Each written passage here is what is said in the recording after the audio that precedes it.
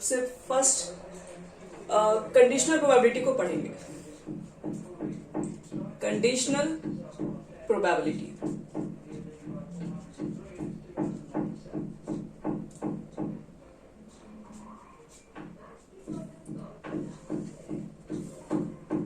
चलो देखते हैं, पहले एक लाइन लिख लेते हैं इसके बारे में, कंडीशनल प्रोबेबिलिटी क्या होती है। कुछ क्वेश्चंस, फिर कुछ फार्मूला लिख लेंगे और फिर उसके बाद क्वेश्चन सीधे करेंगे। यहाँ पे लिखते हैं कि let E and F, let E and F be two events,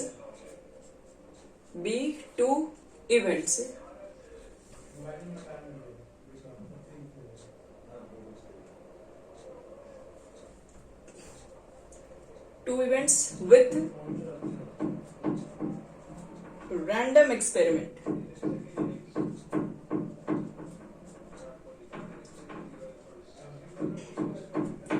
अब दो तरह के इवेंट्स को कर रहे हैं, ई एंड बी, दोनों एक्सपेरिमेंट रैंडम है, मतलब आउटकम्स क्या आने वाले हैं आप एग्जैक्ट प्रेडिक्शन नहीं कर पाएंगे। तो then the probability occurrence of E under the condition that if already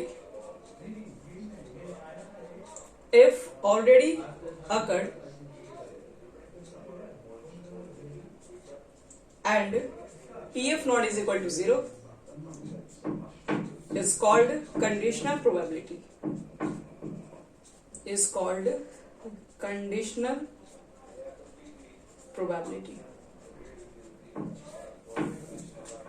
ये है हमारा कंडीशनल प्रोबेबिलिटी का definition.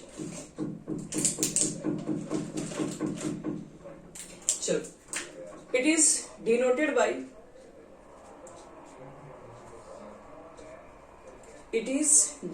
By P E upon F, और P E बाई F का क्या होता है formula, P E intersection F बटे में PF,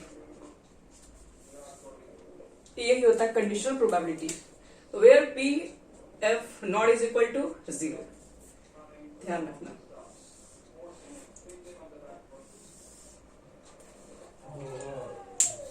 यानी कि देखो, कंडीशनल प्रोबेबिलिटी किसको कहेंगे, आपके पास दो तरह के इवेंट रहेंगे, एक इवेंट E रहेगा और एक इवेंट F रहेगा, और उसके होने के जो चांसेस है वो रैंडम एक्सपेरिमेंट है, वो रैंडम एक्सपेरिमेंट के थ्रू हो रहा है। मतलब ये सब चीजें पहले से कुछ फिक्स नहीं है, ये सब कोई एग्जैक्ट पहले से प्रोडिक्शन नहीं है।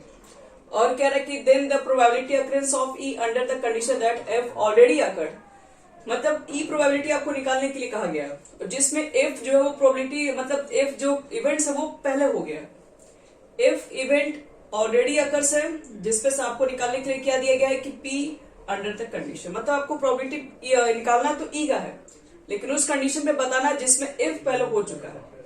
F इवेंट पहले हो गया रहेगा, उसके बेसिस पे पूछा जाएगा कि प्रोबेबिलिटी A बताइए। तो हम लोग क्या करेंगे, दोनों में जो कॉमन होगा उसको ऊपर लिख देंगे और नीचे जो पहले हो गया होगा उसको लिखेंगे, क्योंकि जो पहले हो गया रहेगा वो ज्यादा होगा, उसके बेसिस पे जो निकालने के लिए दिया जाएगा वो कुछ ना कुछ तो कम ही वैल्यू होगा, या बहुत होगा तो इक्वल हो जाएगा। तो आओ चेक करते हैं, ये तो हो गया कंडीशनल प्रोबेबिलिटी के लिए फॉर्मूला।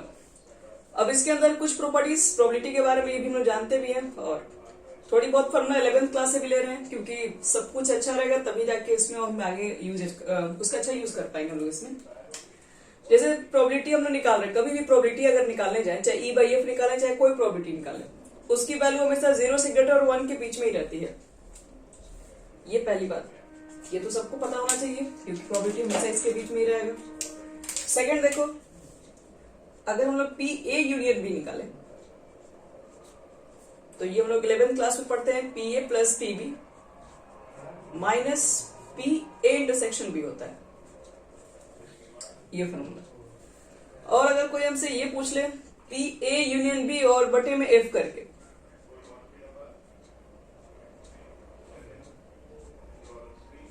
तो इसको कैसे बनाएंगे, तो उसमें भी कोई बड़ी बात नहीं है, आप जैसे लिख रहे हो उसको ऐसे लिख दो। P A लिख रहे थे तो P A लिखो, लेकिन नीचे F था तो आप सबके नीचे F लगा दो। P B को P B ही लिखो, लेकिन नीचे F लगाइए। P इंटरसेक्शन B होगा, वही भी लिखिए और नीचे में आपको F लगा देना बस। तो ये वही होगा बस। थर्ड प्रोबेबिलिटीज और भी प्रॉपर्टीज बता रहे हैं, ऊपर से मिटा रहे हैं।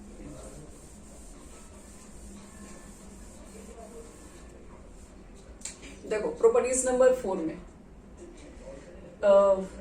P अगर A इंटरसेक्शन B इंटरसेक्शन ऐसे लिख दिया जाए, इसको ऐसे भी पढ़ते हैं, इसको ऐसे ही बोलते हैं P not A and not B। इसका मतलब P ना A में ना B में है, उसकी प्रोबेबिलिटी बताइए। तो इसको हम लोग कैसे लिखते हैं, A यूनियन B का डैश, इसको डिमॉर्गन्स लॉ बोलते हैं। और अगर आपसे कहा जाए कि P A डैश बताओ, A डैश का मतलब है कि नॉट A, तो इसको क्या करते हैं, 1 में से P A निकाल देते हैं।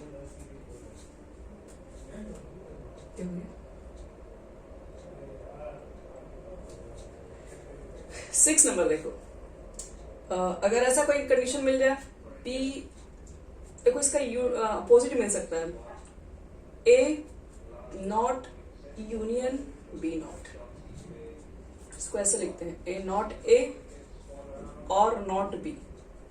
देखो और के लिए यूनियन लिखते हैं और एंड के लिए इंटरसेक्शन लिखते हैं, तो इसका लिखते हैं 1 minus P A intersection B का होल डैश। ये भी डिमॉर्गन्स लॉ है, अगर ये इंटरसेक्शन में रहेगा तो यूनियन का होल डैश रहेगा, अगर ये यूनियन में है तो इंटरसेक्शन का होल डैश रहेगा। और इसको हम लोग डैश को, जैसे इसको क्या लिख सकते हैं, डैश वाले को फॉर्मूला से क्या लिख सकते हैं, 1 में से P A यूनियन B भी घटा के निकाल सकते हैं, ये भी इसका फॉर्मूला होता है। और 1 में से P A इंटरसेक्शन B को भी निकाला जा सकता है, तो ये इसका वैल्यू फाइंड हो जाएगा। अगर कुछ इस तरीके से मिल जाए,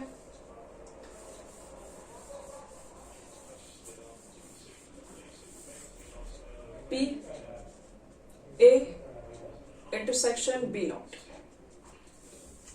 इसका मतलब क्या है, P A में है एंड P B में नहीं है, तो इसका मतलब लोग क्या लिखेंगे, P A के हमको सिर्फ A का ही वैल्यू लिखना है, P A माइनस कर देंगे P A intersection B। P सिर्फ A का वैल्यू होना चाहिए, B वाला नहीं चाहिए एकदम, तो B वाला नहीं चाहिए तो क्या करोगे, कॉमन वाला जो भी होगा उसको निकाल देना।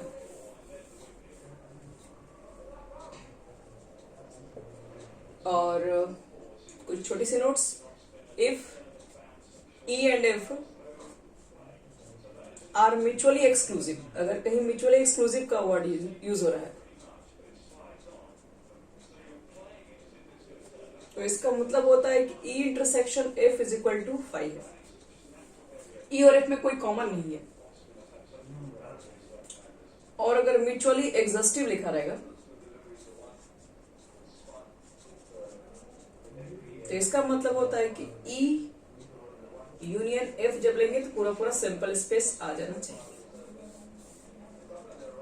तो स्टार्टिंग में प्रोबेबिलिटीज में जितनी फॉर्मूला वगैरह मिल सकती है, मतलब सिर्फ स्टार्टिंग में ही नहीं, आगे में भी जितना फॉर्मूला मिल सकता है वो लगभग सब हो गया, सब कवर हो गया इसमें। चलो अब प्रोबेबिलिटीज के अंदर क्या क्या चीजें मिलने वाली है, उससे पहले हमें थोड़ा बहुत एक्सपेरिमेंट कर लेते हैं। जैसे डाइस हो गया, कॉइन्स हो गया, कार्ड हो गया, ये सब चीजें थोड़ी बहुत अब सबको पता होना चाहिए, इसलिए हम थोड़ा सा बता रहे हैं फिर से।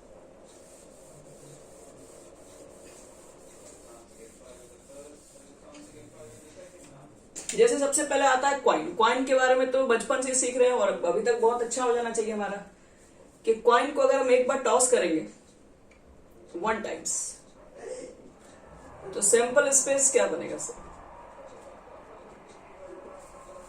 H and T, head and tail, और इसके अलावा तो कुछ होगा नहीं। तो ये सब चीजें लिखने के लिए आपको इसमें ना समय नहीं देना होगा, आपको ये बहुत अच्छे से आना चाहिए, क्योंकि हम लोग क्या करें, 12th पढ़ रहे, स्टैंडर्ड पढ़ रहे हैं, 9th 10th 11th तक ये सब चीजें सीख लेते हैं, 12th में इसका बहुत ज्यादा यूज होता है। अब अगर मान लो 2 टाइम्स फेंकते हैं तो 2 टाइम्स फेंकेंगे तो सिंपल स्पेस क्या आ सकता है, तो हो सकता है कि आपने फेंका फर्स्ट बार में हेड, सेकेंड बार में भी हेड आ गया हो, फर्स्ट बार में हेड, सेकेंड बार में टेल, फर्स्ट बार में टेल हेड और फिर टेल टेल हो सकता है। 3 टाइम्स भी आपको आना चाहिए अच्छे से निकालने। 3 टाइम्स में हो गया, फर्स्ट बार हेड, सेकेंड बार हेड, थर्ड बार हेड, फर्स्ट बार हेड हेड फिर टेल आ गया, ये टेल लास्ट में है, ये टेल मिडिल में भी हो सकता था, ये टेल सबसे आगे भी हो सकता था।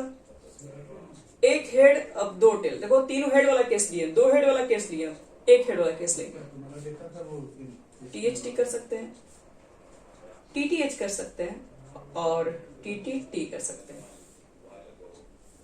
चलो 3 टाइम्स हो गया, 4 टाइम्स के भी बारे में बात कर रहे हैं। अगर 4 बार टॉस करेंगे तो क्या होगा इसका सिंपल स्पेस? तो हो सकता है चारों हेड आ गया हो, 3 बार हेड 1 बार टेल, और ऐसा कंडीशन कितना घुमा सकते हो? ये फर्स्ट बार में, इस लास्ट बार में इसको फिर इसके पहले ले आओ, इसको फिर सेकंड पोजीशन पर लेके आ जाओ, इसको फिर फर्स्ट पोजीशन पर लेके आ जाओ। टेल तीनों पोजीशन घूम लिया, बाकी सब सेम रह जाएगा। अब 3 हेड 4 हेड वाला हो गया, 3 हेड का कंडीशन हो गया। अब 2 हेड 2 टेल का कंडीशन, तो 2 हेड 2 टेल एक ऐसा बनाओ।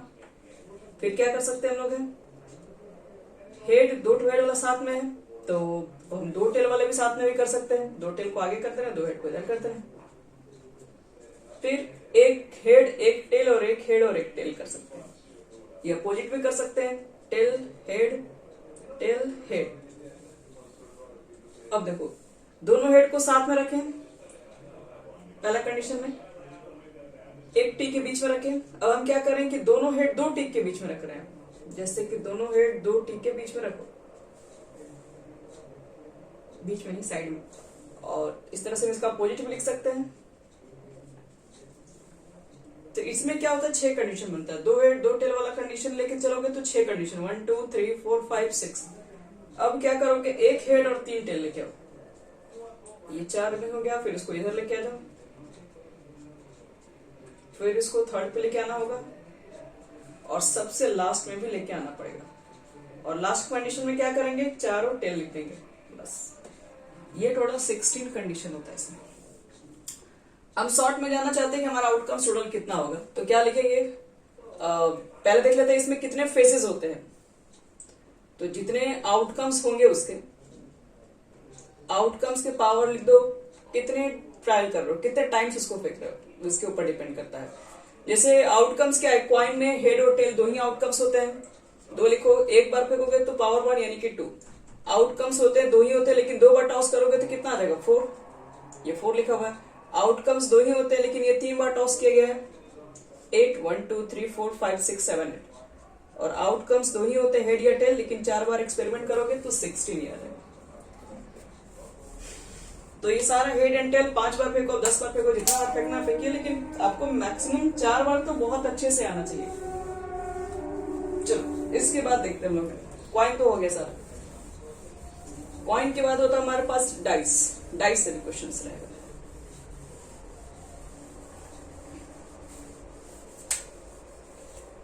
देखो डाइस से क्या क्या हो सकता है। डाइस कम में 6 आउटकम्स होते हैं डाइस में, तो 1 टाइम ही थ्रो कर रहे हैं। 1 टाइम थ्रो करोगे, सिंपल स्पेस क्या बनेगा, 1 2 3 4 5 6। 2 टाइम्स थ्रो करना है। 2 टाइम्स थ्रो करने का मतलब ये है कि अब एक डाई को 2 बार फेंकना है, उसके आउटकम्स को देखना है क्या क्या आ सकता है। तो मान लो कि हम फर्स्ट बार फेंके 1 आया, सेकेंड बार में भी 1 ही आएगा। फर्स्ट बार में 1, सेकेंड बार में 2, फर्स्ट बार में 1, सेकेंड बार में 3, फर्स्ट बार में 1, सेकेंड बार में 4, फर्स्ट बार में 1, सेकेंड बार में 5। इस तरीके से हो सकता है पहले बार 1 और 2 ही आ गया हो, तो 2 1 लिखोगे, 2 2 लिखोगे, 2 3 लिखोगे, ऐसे करते करते 2 6 लिखोगे, 3 1 3 2 3 6 तक। इस तरीके से 4 1 4 6 तक जाएगा, 5 1 5 6 तक जाएगा, 6 1 6 6 तक जाएगा। ये यानी कि नंबर ऑफ सैंपल स्पेस जो होगा वो कितना हो जाएगा, वो आपका टोटल आएगा 36। यहाँ पर हो जाएगा 6। अगर हम 3 टाइम्स इसको टॉस करेंगे तो क्या होगा, तो 3 टाइम जब आप इसको टॉस करेंगे तो देख लीजिए 6 के पावर कितने बार फेंक रहे हैं, 3 बार, 216 आएगा।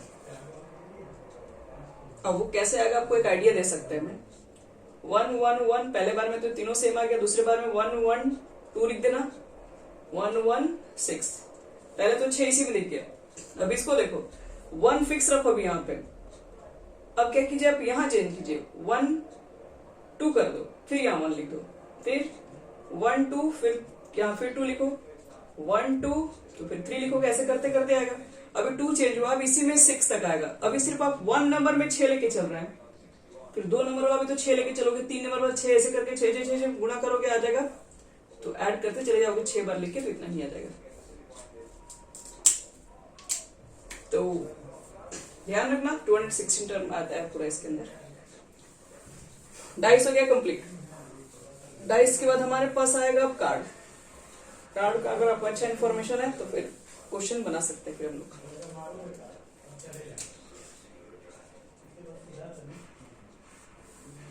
कार्ड्स टोटल सफल होते हैं 52 कार्ड्स आपके पास,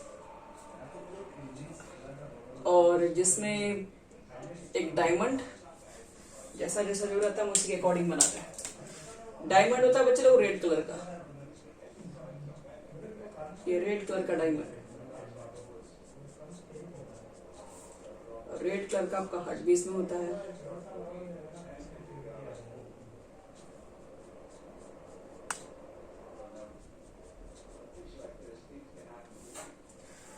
डॉट होता है ब्लैक कलर का, एक होता है क्लब,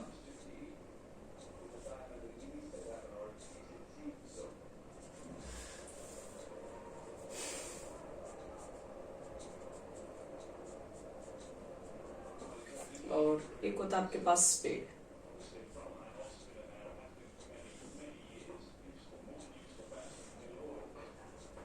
कुछ इस तरीके से रहता है वो भी।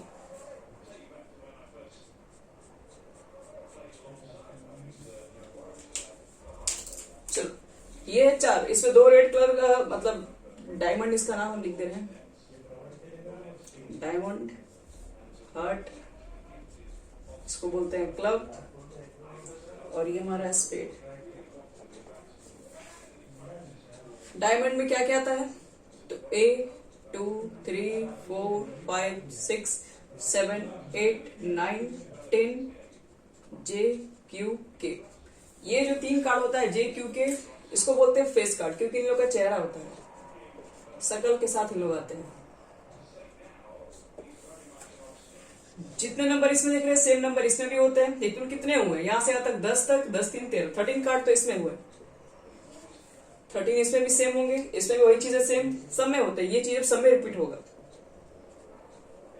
J Q K, इसमें भी सेम चीजें रिपीट है।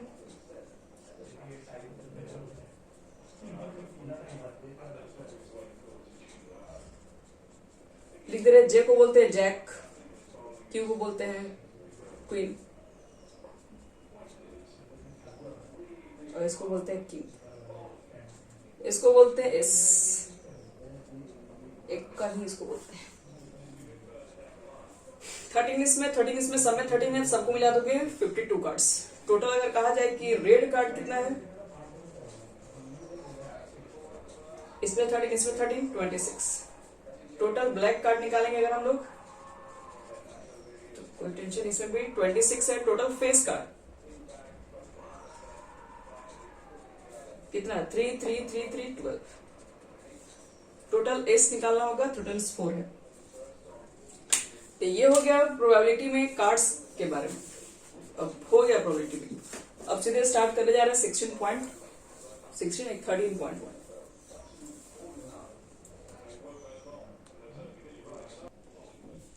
चलो 13.1 एक्सरसाइज स्टार्ट कर दे रहे हैं, कुछ क्वेश्चन हम बना दे रहे हैं, उसके बाद आप लोग इसमें सारे क्वेश्चंस बना लेंगे।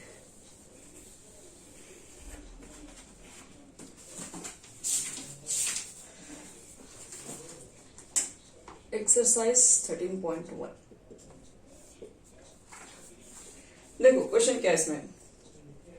क्वेश्चन में कह रहा है कि P की वैल्यू दी हुई है 0.6, PF का भी वैल्यू दिया हुआ है 0.3, और P इंटरसेक्शन F का भी वैल्यू है 0.2। फाइंड करना है PE by F कितना होगा and P F by E कितना होगा, दोनों निकालना है। देखिए कैसे निकालेंगे दोनों ही। डायरेक्ट याद कीजिए फॉर्मूला पीई बाई एफ का। ई बाई एफ का भी जस्ट लिखवाया था formula P E intersection F, बटे में लिखोगे पी एफ, और ई इंटरसेक्शन एफ का वैल्यू है 0.2, पी एफ का वैल्यू 0.3, कट गया ये 2/3 आ जाएगा बस।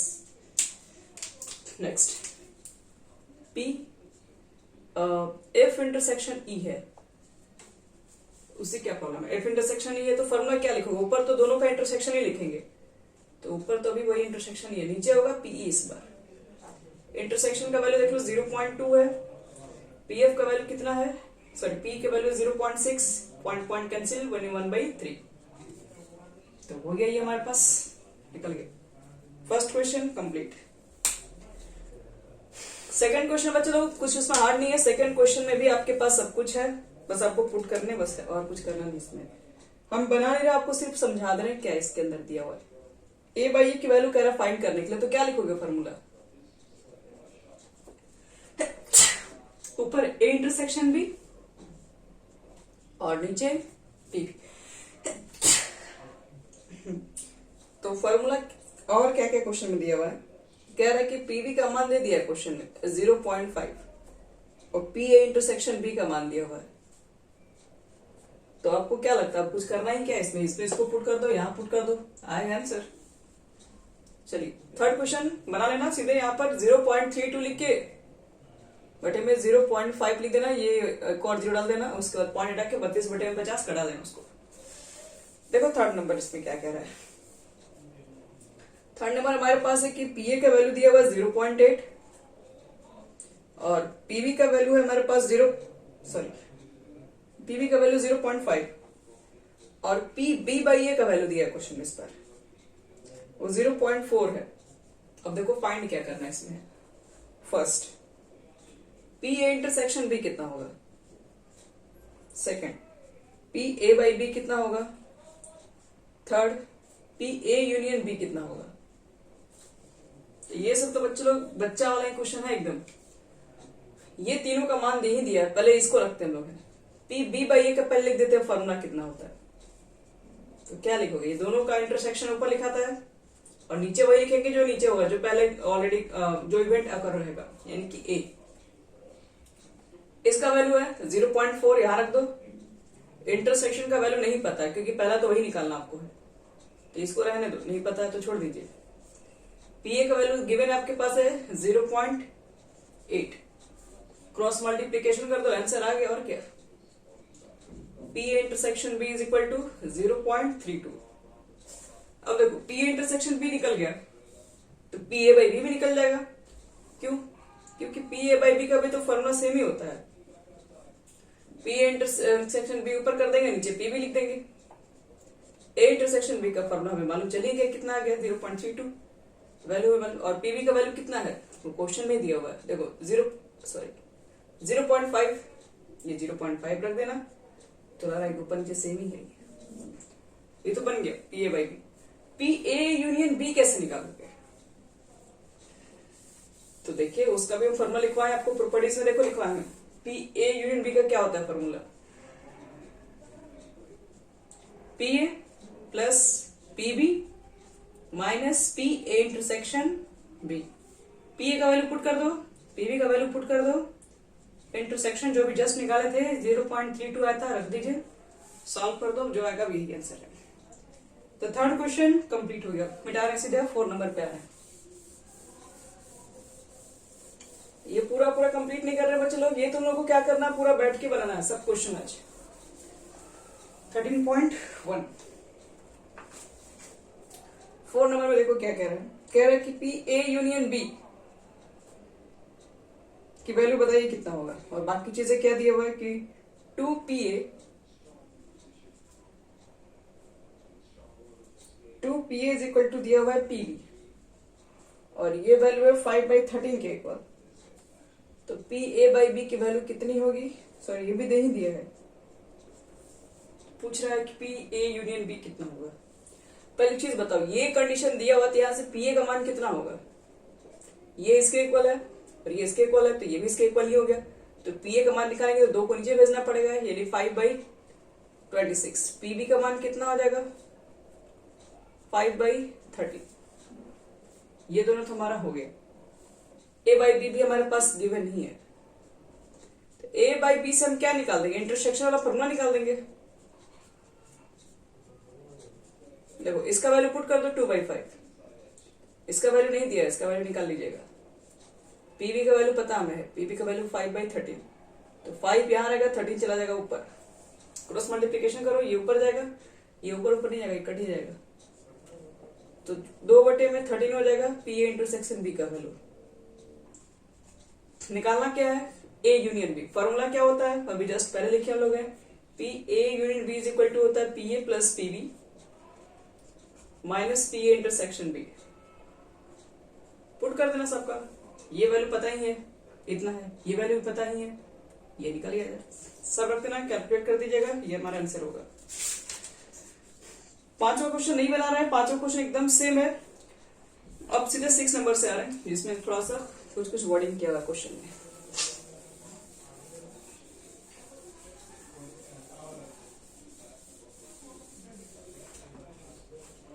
चलो क्वेश्चन देखते हैं 6 नंबर से। 6 नंबर क्वेश्चन में कह रहा है आपको पीई बाई एफ निकालना है। सारे क्वेश्चन मतलब 6 लेके 9 तक के क्वेश्चन में शायद। और क्या एक्सपेरिमेंट करना है? तो कह रहा है कि कॉइन को 3 बार टॉस करना है, 3 टाइम्स। कॉइन आपके पास है, तो काम करते हैं ई एंड एफ बाद में लिखते हैं, पहले कॉइन को टॉस करते हैं 3 टाइम्स, उसका सिंपल स्पेस लिखते हैं। तो लिख देना, पहले स्टेटमेंट में भी चाहिए होता है, प्रोबेबिलिटी पढ़ रहे ना। When a coin is tossed 3 times,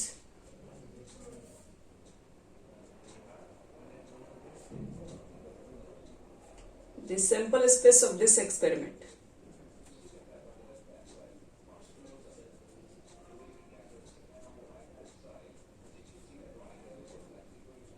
is कितना हो जाएगा? तो पहले तो तीनों head, headed tail, head tail head, फिर टेल हेड हेड, फिर एक हेड 2 टेल, फिर टेल हेड टेल, फिर टेल टेल हेड, फिर टेल। ये हो गया इसका सिंपल स्पेस।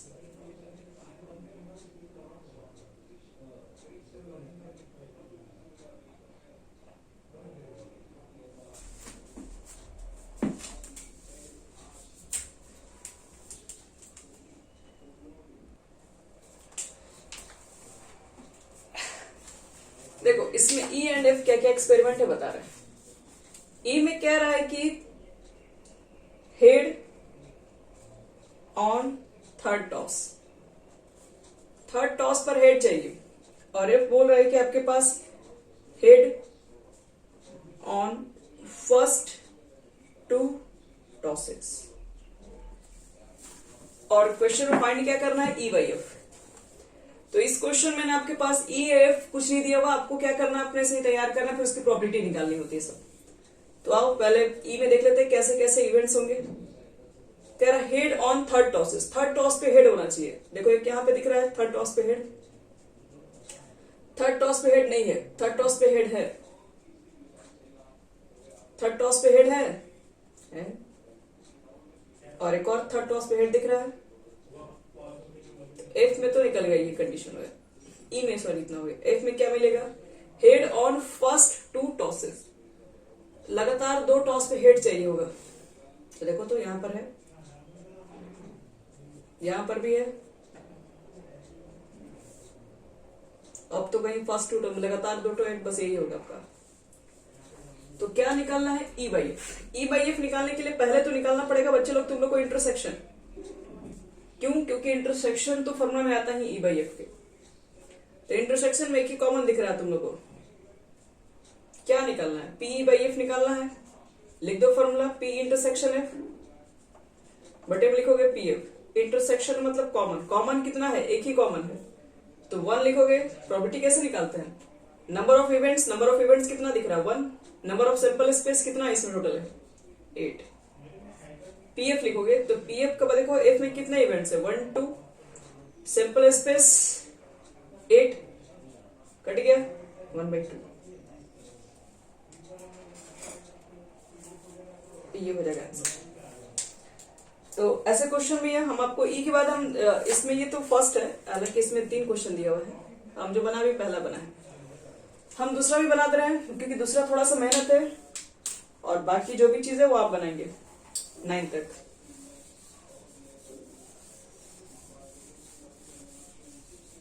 सिंपल स्पेस नहीं मिटाना चाहिए था।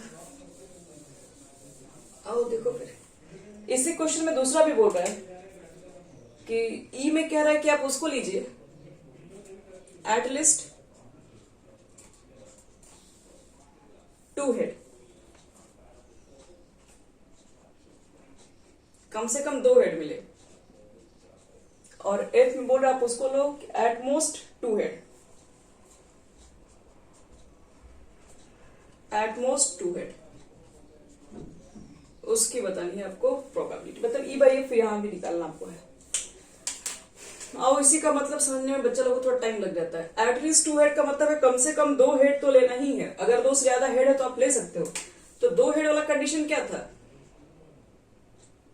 HST, HTH और THS। देखो तो इसमें 2 हेड है कि नहीं, और तीनों हेड ले सकते हैं। क्यों? क्योंकि एटलीस्ट बोल रहा है 2 हेड लेना, 2 से ज्यादा तो आप लीजिए, आपका मन है लेना लीजिए, हम लोगों को तो लेना ही है।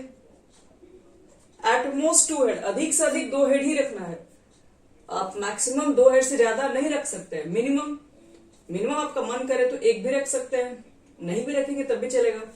यानी जहां पर भी एट मोस्ट 2 हेड होगा, इसका मतलब है कि 2 हेड तो आपको रखना, 2 से आप ज्यादा रख नहीं सकते हैं, लेकिन 2 से कम जरूर रख सकते हैं।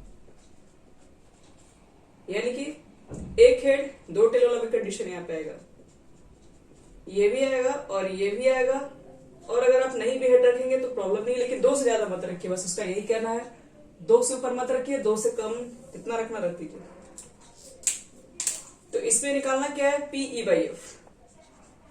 तो क्या करना पड़ेगा बच्चे लोग, इंटरसेक्शन निकालना पड़ता है। लिखोगे P इंटरसेक्शन F बटा में PF। कॉमन वाला निकालना भूल गए, चलिए देख लीजिए आप कितना कॉमन है। ये कॉमन दिख रहा है, ये भी कॉमन दिख रहा है, और ये भी कॉमन दिख रहा है, ये कॉमन नहीं है, यानी कि 3 कॉमन है। तो 3/8 ऊपर लिखोगे।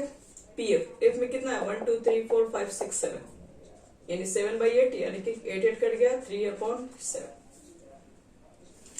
तो ये हमारा हो जाएगा आंसर। और इसी डिजाइन से क्वेश्चन देखिए 6 भी है, 7 भी है, 8 भी है, सब एक ही तरह का क्वेश्चन है। अब देखो 9 नंबर बता दें।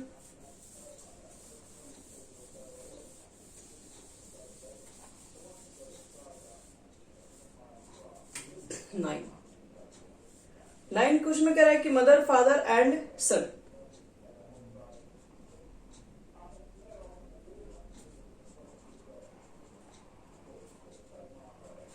ये 3 लोग हैं। Line up at random for a family picture such that, एक फैमिली पिक्चर बनाना है उन लोगों को। और ई कैसे रखना है, ई में कहा जा रहा है कि सन ऑन वन एंड, सन कहीं एक एंड पे खड़ा रहना चाहिए, और एफ में कह रहा है फादर एट द मिडिल। तो PE बाई एफ निकालो इसका। पहले काम करते हैं, कितना फैमिली पिक्चर हम बना सकते हैं, पहले तो हम इसी के ऊपर बात कर ले रहे हैं। तो हम लेट मान ले रहे हैं, लेट मदर को अब M से इंडिकेट करेंगे, फादर को हम स्मॉल f से इंडिकेट कर रहे हैं, एंड सन को स्मॉल s से। Line up at random.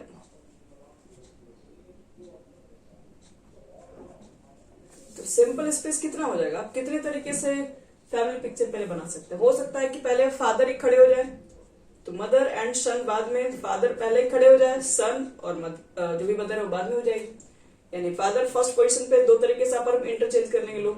मान लो पहले पोजीशन पर मदर खड़ी हो गई, सन फादर, फादर सन। पहले पोजीशन पर सन ही खड़ा हो गया, तो फादर एंड मदर, और मदर एंड फादर, बस यही तो होगा। तीनों लोग को लेना है पिक्चर में, ऐसा ही बनाओगे।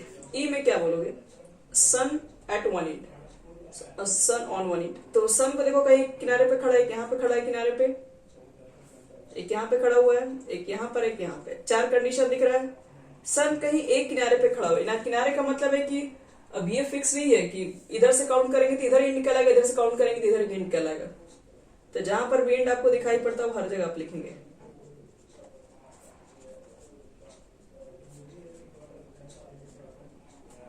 एफ में क्या बोल रहा है, फादर इन मिडिल में फादर को लेना है, यहां पर है और एक है आपके पास ई बाई एफ निकालना है। देख लो दोनों में कॉमन कितना चीजें हैं, तो ये वाला कॉमन मिल जाएगा और ये वाला कॉमन मिल जाएगा। ये दोनों कॉमन है, 2 कॉमन है, 2 बटे में कितना लिख दोगे 6 और नीचे एफ लिखोगे तो 2/6 मतलब कट के 1 हो जाएगा। ई बाई एफ यहां से निकालोगे शायद 1 आ जाएगा पूरा। निकाल के चेक करा ना, सब तो निकाल दिया इसमें हमने, तो ये आप निकाल सकते हैं, इसमें कोई हार्ड चीजें नहीं निकलेगा।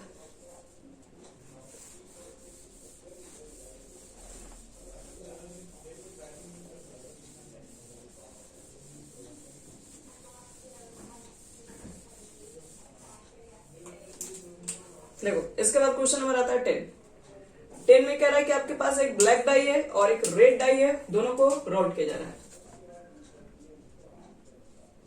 ब्लैक डाई और रेड डाई की,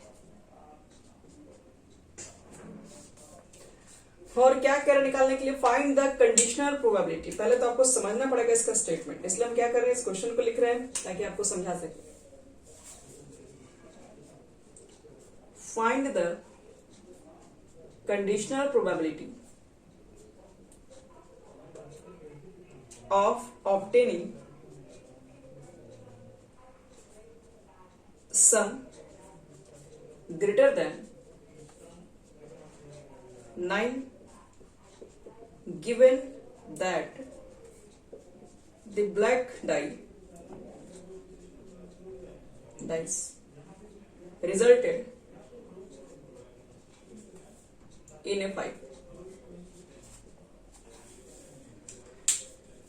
देखो समझो इसको ध्यान से, इसमें क्या रहा है कि आपके पास आपको निकालना है कंडीशनल प्रोबेबिलिटी। बताइए किसका बताना है, कि सम ग्रेटर देन 9 होना चाहिए वो, और it is given that black dye resulted in A 5। Given का मतलब क्या है, दिया है, दिया का मतलब इसका मतलब ये इवेंट पहले ही हो चुका है, जहां पर भी ऑलरेडी गिवन दे दिया रहता है, इसका मतलब है कि ये गिवन था आपके पास। तो इसमें ई किसको माने, इस क्वेश्चन में पहले से ना ई दिया है ना एफ दिया है, बस आपको निकालने के लिए कह दिया आप कंडीशनल प्रोबेबिलिटी निकालें। ई किसको माने, एफ किसको माने, अब इसी को सोचने वाला बात है। तो ये गिवन कंडीशन है ना, तो ये घटना पहले घट चुका है, इसका मतलब उसको बटे में रखते हैं, मतलब उसको एफ मानेंगे या बी मानेंगे, जो भी मानेंगे। तो हम इसको बी से इंडिकेट करेंगे, किसमें, जिसमें कह रहा है कि गिवन दैट आपको ब्लैक डाई पहले फेंकना है, फिर क्या करना है, फिर रेड डाई को रोल करना है। तो ब्लैक डाई पहले रोल करना है, रेड डाई को बाद में रोल करना है। तो हम मान के चलेंगे कि पहला हमारा एक्सपेरिमेंट हमेशा ब्लैक डाई का होगा और दूसरा जो इसके बगल में आएगा वो रेड डाई का काम कर रहे हैं। तो ब्लैक डाई पर क्या करेंगे, given that the black dye resulted in A 5। Black dye पर आपका 5 आ चुका है, ब्लैक डाई पर रिजल्ट आ चुका है 5। तो रेड डाई पर क्या आ सकता था, 1 भी आ सकता था, 2 भी आ सकता है, 3 भी आ सकता है, 4 भी आ सकता है, 5 भी आ सकता है, 6 भी आ सकता है। ये हो गया बी की वैल्यू। ए में क्या होगा, सम ग्रेटर देन 9। पहले तो एक चीज याद रखो, 2 डाइस को फेंक रहे हो तो 36 उसका सैंपल स्पेस हो जाएगा, तो दोनों को जोड़ने पे 9 से ग्रेटर हो, ऐसा कौन कौन सा कंडीशन होगा, दोनों का सम 9 से ग्रेटर। तो पहले तो 1 वाला कंडीशन में तो 1 1 1 2 1 6 तक भी जोड़ोगे तो 7 ही आएगा, 9 से ग्रेटर नहीं आएगा। तो फिर क्या करेंगे हम लोग, 1 1 तो नहीं हो पाएगा, 1 वाला कंडीशन नहीं हो पाएगा। फिर 2 वाला कंडीशन देखो तो 2 वाले में जाओगे तो लास्टली आएगा 2 6, दोनों को ऐड करोगे तो 9 से फिर से ग्रेटर नहीं होगा। 3 वाला कंडीशन में जाओगे तो लास्टली ऐड करोगे 3 6, वो भी 9 से ग्रेटर, 9 से ग्रेटर चाहिए। इसका मतलब है कि पहला स्टार्टिंग होगा 4 6, फिर 5 5 5 6, फिर क्या लिखोगे 6 4 6 5 6 6। यही नहीं इतना नंबर होगा जिसका एडिशन ग्रेटर देन 9 होगा। इसको मान लो एफ, अगर ए बी में दिक्कत है तो इसको मान लो ही। तुमको क्या निकालना है, ई बाई एफ निकालना है। दोनों में देख लेना कॉमन कितना है, टोटल सिंपल स्पेस 36 होगा, ये लिख देना आप पहले भी। तो कितना हो जाएगा, कॉमन कितना कितना आएगा ये तो 5 वाला स्टार्टिंग वाला देख मुझे ये कॉमन आएगा, एक ये कॉमन आएगा, बस 2। तो 2/36 और नीचे लिखते हैं क्या, पीएफ लिखते हैं 1 2 3 4 5 6, 6/36 ये कट गया, यानी कि 1/3 हो जाएगा। तो इस तरह से हम लोग ई एंड एफ के बारे में मालूम कर सकते हैं कि कौन सा हमारा इवेंट ई है और कौन सा इवेंट हमारा एफ है। और इसमें ज्यादा नहीं, 2-3 क्वेश्चन और बच गया है आपको बनाने के लिए, हम छोड़ दे रहे इसके बाद।